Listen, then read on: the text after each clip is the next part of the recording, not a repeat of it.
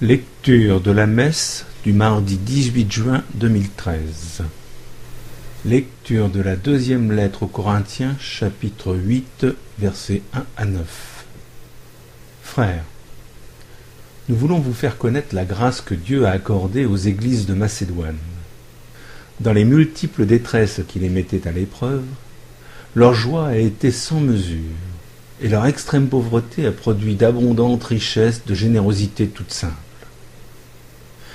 Ils y ont mis tous leurs moyens, et même plus, j'en suis témoin. En nous demandant spontanément, comme une grâce, avec une grande insistance, de s'unir à nous pour venir en aide aux fidèles de Jérusalem.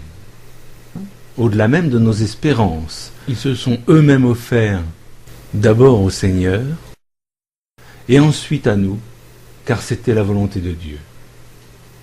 C'est pourquoi, puisque Tite avait commencé le travail, nous lui avons demandé avec insistance de vous faire mener jusqu'à son terme cet acte de générosité. Puisque vous avez reçu largement tous les dons, la foi, la parole, la connaissance de Dieu, cette ardeur et cet amour que vous tenez de nous, que votre geste de générosité soit large, lui aussi. Ce n'est pas un ordre que j'exprime, mais je vous parle l'ardeur des autres églises pour que vous me prouviez l'authenticité de votre charité. Vous connaissez en effet la générosité de notre Seigneur Jésus-Christ. Lui qui est riche, il est devenu pauvre à cause de nous, pour que vous deveniez riches par sa pauvreté. Parole du Seigneur. Lecture du livre des psaumes. Psaume 145. Chante le Seigneur, ô mon âme. Je veux louer le Seigneur tant que je vis, chanter mes hymnes pour mon Dieu tant que je dure. D'âge en âge le Seigneur régnera, ton Dieu ô Sion pour toujours. Chante le Seigneur, ô mon âme. Heureux qui s'appuie sur le Dieu de Jacob, qui met son espoir dans le Seigneur son Dieu. Lui qui a fait le ciel et la terre, et la mer, et tout ce qu'il renferme. Chante le Seigneur, ô mon Dieu. Il garde à jamais sa fidélité. Il fait justice aux opprimés.